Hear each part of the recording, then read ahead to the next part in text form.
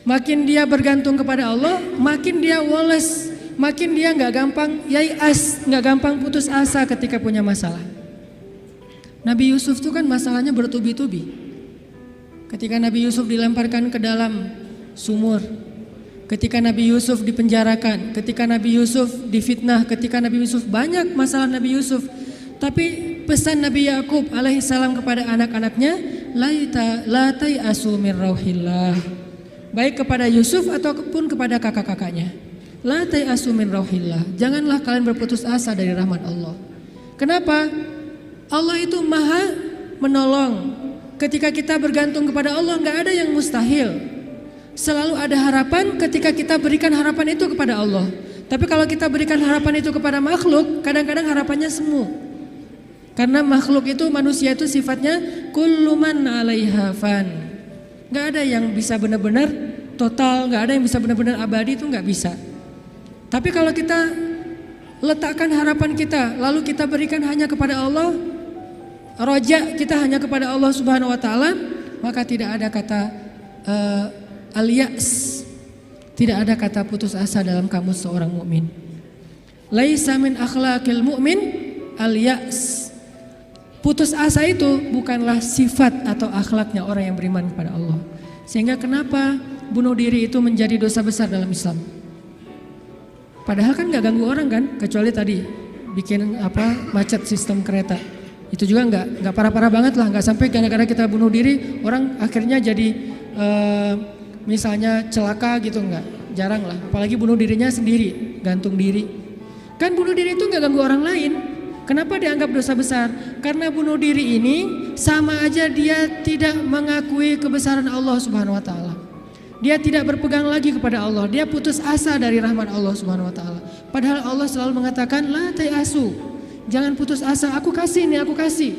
Tapi dia bilang enggak akan dikasih. Berarti dia kufur kepada Allah Subhanahu Wa Taala dan merugikan dirinya sendiri. Ketika mentalnya kayak gini, walaupun akhlaknya baik, tapi dia tidak punya daya tahan menghadapi masalah, maka dia akan selalu mengakhiri masalahnya dengan cara bunuh diri. Dalam Islam kasus bunuh diri bisa dibilang hampir nggak ada kalau dalam sejarah Nabi dan para sahabat. Satu-satunya ada kasus bunuh diri itu bunuh diri dalam peperangan ada. Dia lagi dibacok, lagi bertempur terus dibacok sama musuh, banyak luka, nggak tahan dengan rasa sakit, kena kayak tombak gitu di perutnya, karena nggak kuat dengan rasa sakit. Dia tekan lagi tubuhnya ke tombak itu supaya cepat mati. Lalu ketika dia sudah meninggal, orang-orang mengatakan dia itu pemberani, dia itu syahid, dia itu hebat. Kata Nabi tidak, dia di dalam neraka. Lalu para sahabat bertanya, kenapa ya Rasul kok dia masuk neraka? Padahal kita tahu dia meninggalnya dalam fi sabilillah. Kata Nabi karena dia nggak bersabar terhadap ujian dari Allah Subhanahu Wa Taala. Sakit, ya udah daripada saya nggak kuat nahan sakit, mending sekalian mati nih. Itulah al-ya's. Dan itu tidak ada dalam kamus orang yang yakin kepada Allah, beriman dan bergantung kepada Allah SWT. Jadi kalau kita mau belajar kepada orang Jepang, ada yang kita bisa belajar banget, yaitu moralnya, kedisiplinannya, kebersihannya. Tapi tetap ada satu hal yang fatal yang mereka tidak punya, yaitu Tuhan. Mereka nggak percaya kepada Tuhan. Kalaupun ada agama, kata teman-teman di sana, lahirnya sebagai orang agama Shinto kalau nggak salah, terus nikahnya sebagai agama Katolik kalau nggak Protestan, matinya sebagai agama Buddha. Jadi gonta-ganti itu. Kenapa gonta-ganti? Karena buat mereka agama itu hanya sekedar culture. Mereka tidak menyebut Islam sebagai agama Islam, tapi budaya Islam. Mereka tidak mengenal nilai-nilai ideologis, yang mereka tahu adalah nilai-nilai budaya, adat istiadat atau culture. Sehingga buat mereka pindah-pindah culture itu bagian dari kebijaksanaan. Kayak kita misalnya, saya nih orang Aceh, ketika saya berada di Sunda, di mana bumi dipijak, di situ langit dijunjung. Itu kan wise kan? Ketika kita menghargai budaya tempat kita tinggal, keramahan keramahan lokal atau apa gitu. Nah ini kan apa? Kearifan lokal. Arif kan bijaksana nih. Nah karena mereka menganggap agama itu hanya sekedar culture, maka arif menurut mereka itu ketika kita bisa beradaptasi dengan semua momen-momen culture itu. Masa-masanya Valentine mereka jadi orang Kristen. Masa-masanya hari tertentu misalnya hari besar Cina misalnya mereka jadi orang Buddha. Masa-masa tertentu mereka jadi orang Shinto dan segala macam. Yang nggak ada menjadi orang Muslim. Jadi karena nggak bisa dimix nih. Satu-satunya yang nggak bisa dimix menurut mereka cuma culture Islam. Yang lain bisa dimix. Culture Islam nggak bisa dimix sama mereka sehingga nggak bersentuhan langsung. Ini artinya mereka melihat semua itu hanya sekedar moralitas. Bukan sebuah nilai ideologis yang menguatkan mental, bukan. Sekedar moralitas. Culture Islam moralitas, culture yang agama-agama lain yang kita sebut itu moralitas, termasuk culture Jepang itu adalah moralitas. Tapi mentalnya lemah, sehingga ketika mereka punya masalah di dalam dirinya, mereka nggak punya pertahanan sama sekali. Sedangkan kita melihat ad-din, melihat Islam adalah sebuah nilai yang membangun mentalitas kita.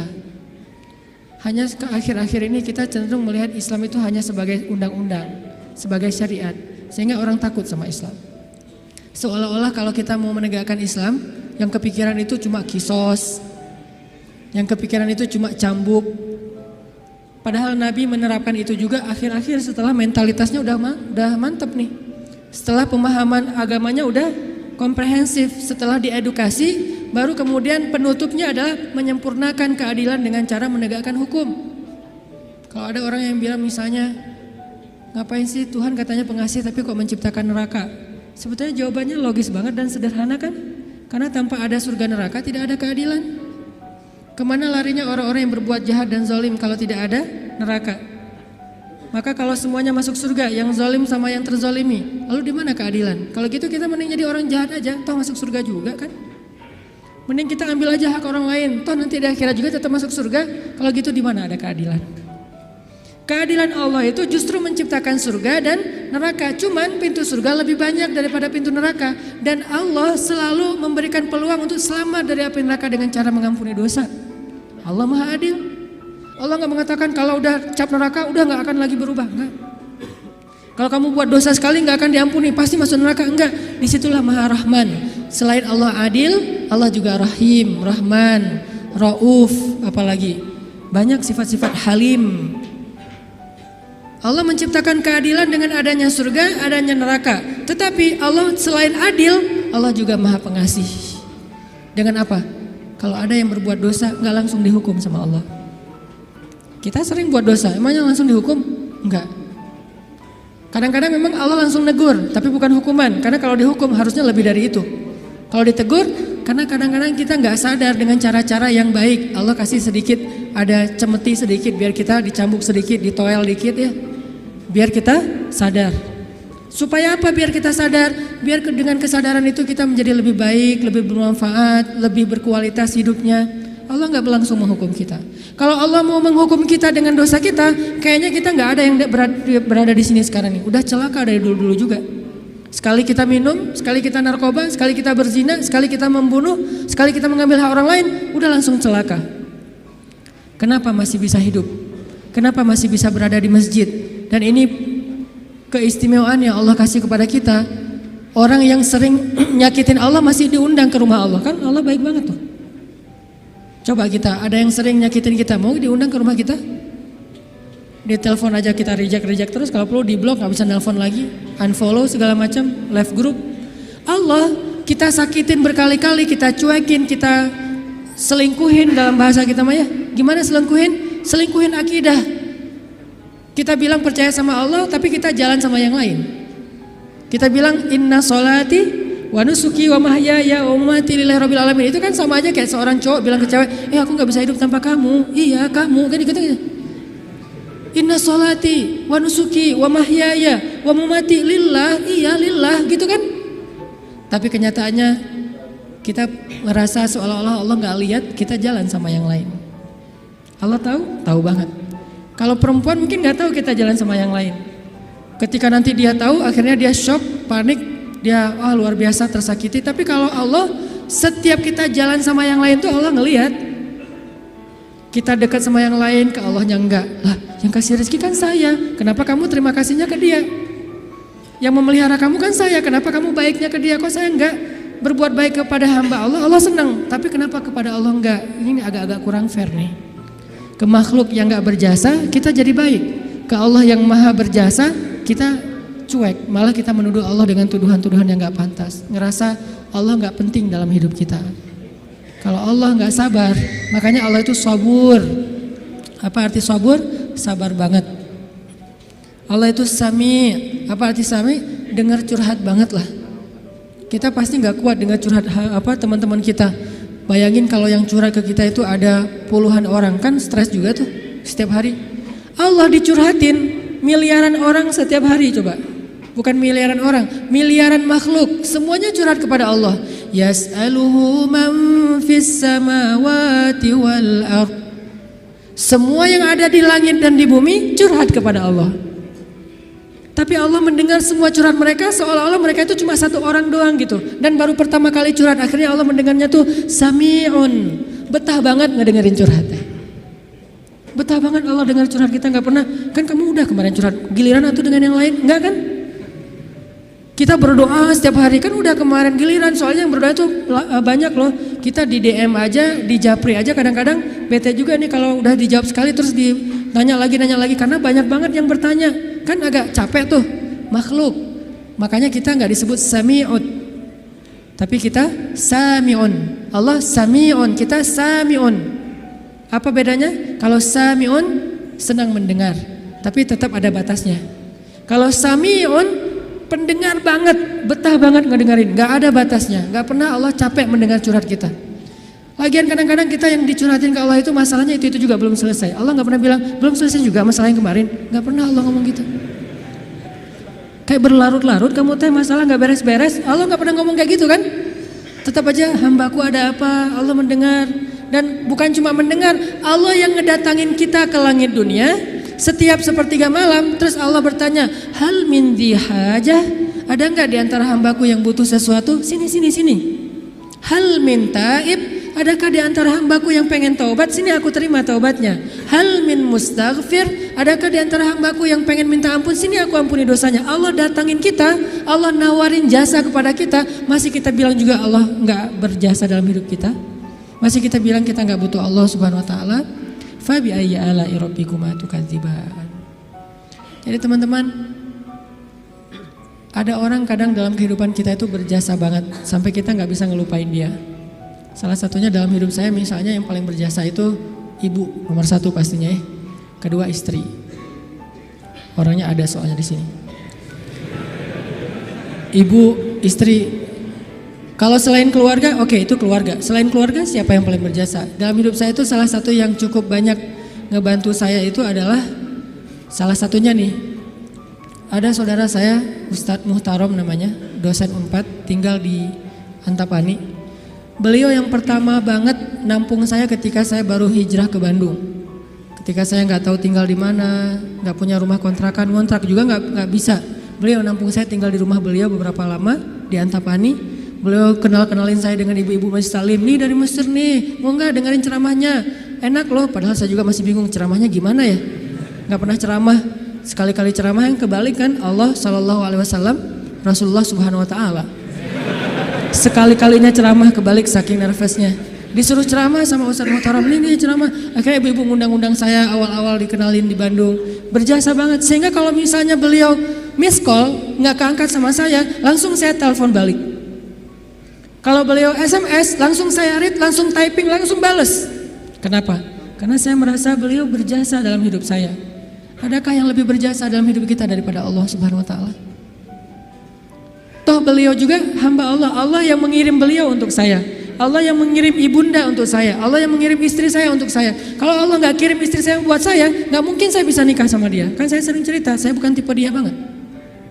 4 pantangan pada diri dia tuh ada di saya. Ya Allah, jangan itu, jangan itu, jangan itu, jangan itu ada di saya semuanya. Coba kalau Allah nggak membolak-balikan hati dia, mana mungkin saya nikah sama dia kan? Kayak mustahil gitu, karena bukan tipe dia banget. Ya Allah, jangan yang orang Sumatera, jangan brewokan, jangan yang dop. Udah dop, brewokan pula. Jangan anak pesantren, karena mungkin beda kebiasaannya, terlalu soleh kali menurut dia gitu ya. 4-4-nya ada pada diri saya, terutama yang dop dan Sumatera nih. Orang Sumatera kuliah di Mesir, dan Mesir mah Sumateranya Arab.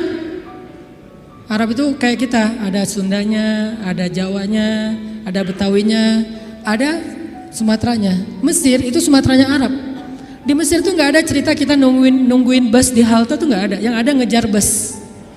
Bus tuh nggak pernah berhenti untuk ngangkut penumpang, nggak ada tuh. Bus ngeliat kita lagi nungguin malah dia iseng, makin dicepetin. Akhirnya kita kejar, wah, cowboy banget lah kehidupan di Mesir mah. Dia cuma berhenti kalau yang nungguin itu ibu-ibu. Kenapa? Karena ibu-ibu di Mesir itu raja, nggak ada yang berani sama ibu-ibu. Bener-bener queen tuh kalau ibu-ibu teh. Di Mesir ibu-ibu belanja nih ya, mang, apa bahasa Arabnya?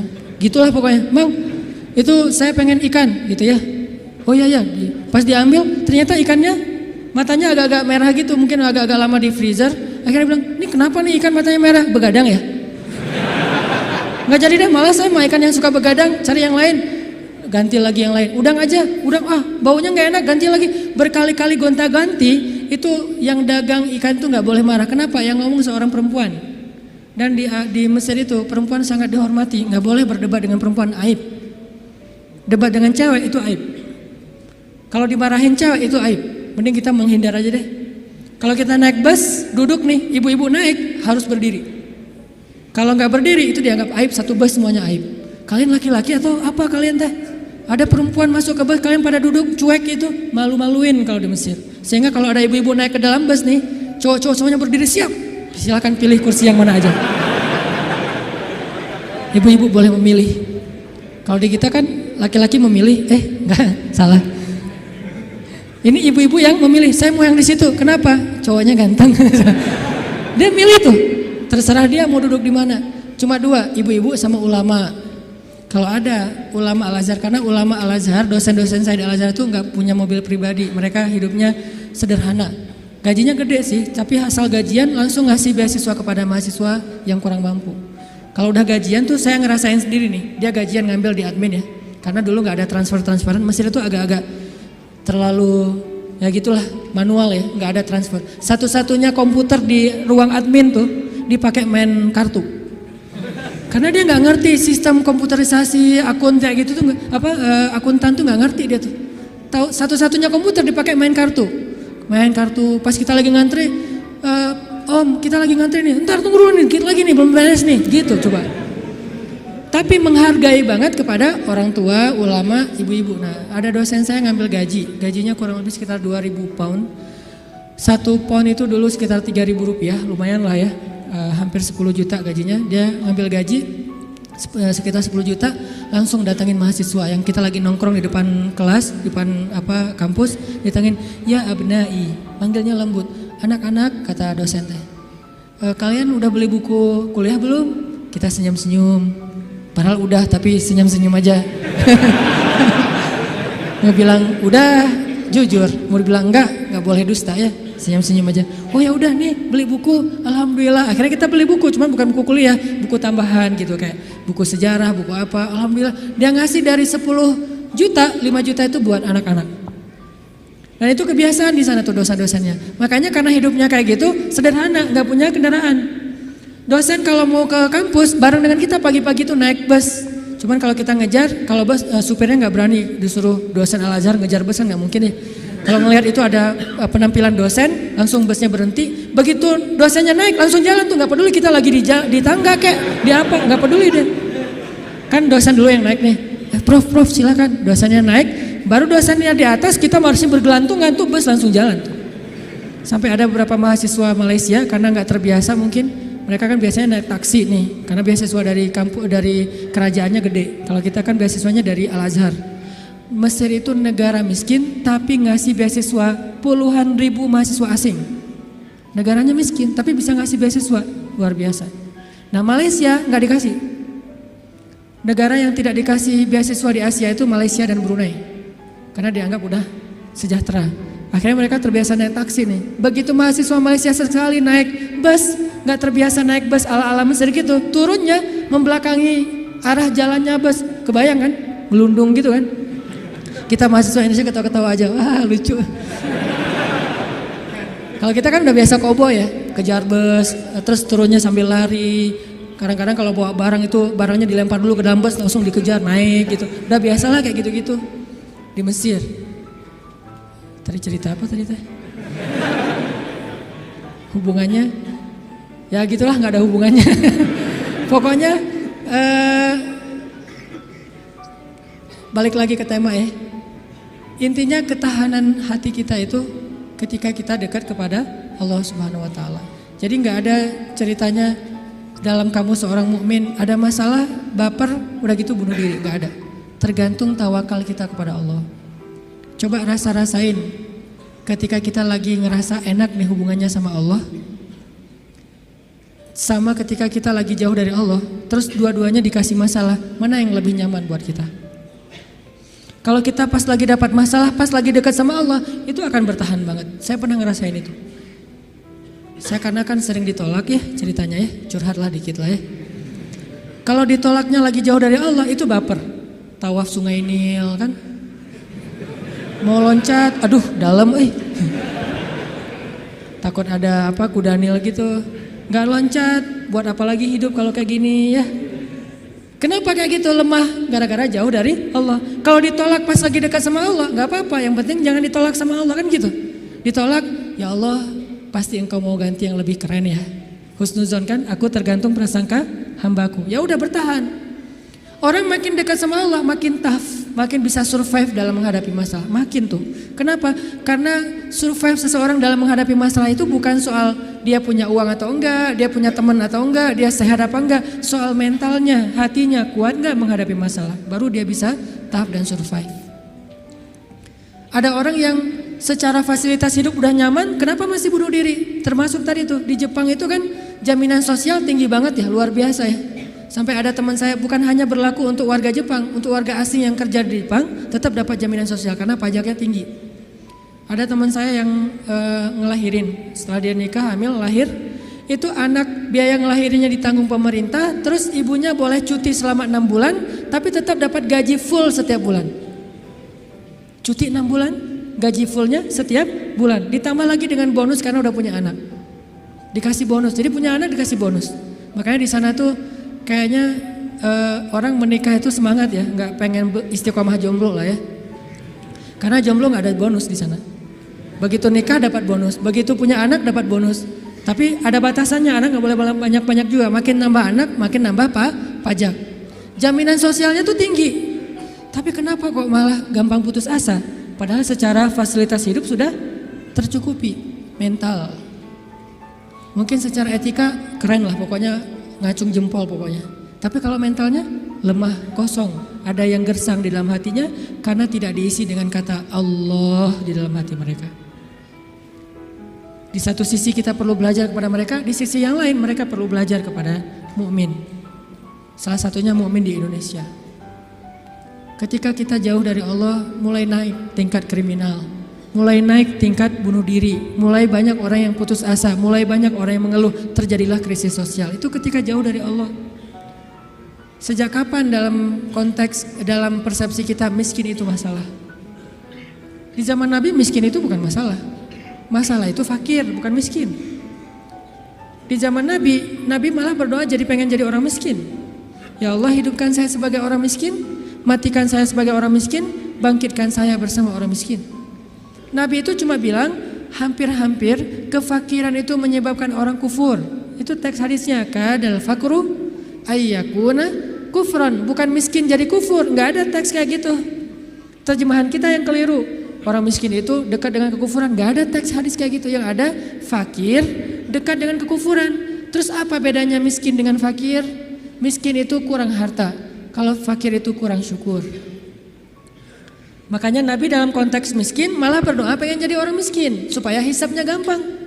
Tapi kalau dalam konteks fakir, Nabi malah bertauz, Allahumma inni a'udzubika minal fakri. Ya Allah, aku berlindung kepadamu dari kefakiran. Maksud kefakiran di dalam doa Nabi itu bukan kurang harta, tapi kurang syukur, kurang qanaah dengan apa yang diberikan Allah Subhanahu wa taala. Mental. Makanya salah satu misi Allah menurunkan Islam, mengutus Nabi Muhammad SAW itu adalah membangun mentalitas manusia yang kita sebut dengan mukmin muslim. Mentalnya yang dibangun, sehingga dengan mental itu lahirlah kebaikan-kebaikan yang sifatnya moral, kebaikan yang sifatnya akhlak, kebaikan yang sifatnya ritual, ibadah, tapi semuanya berawal dari mental. Termasuk sabar mental. Yang menyebabkan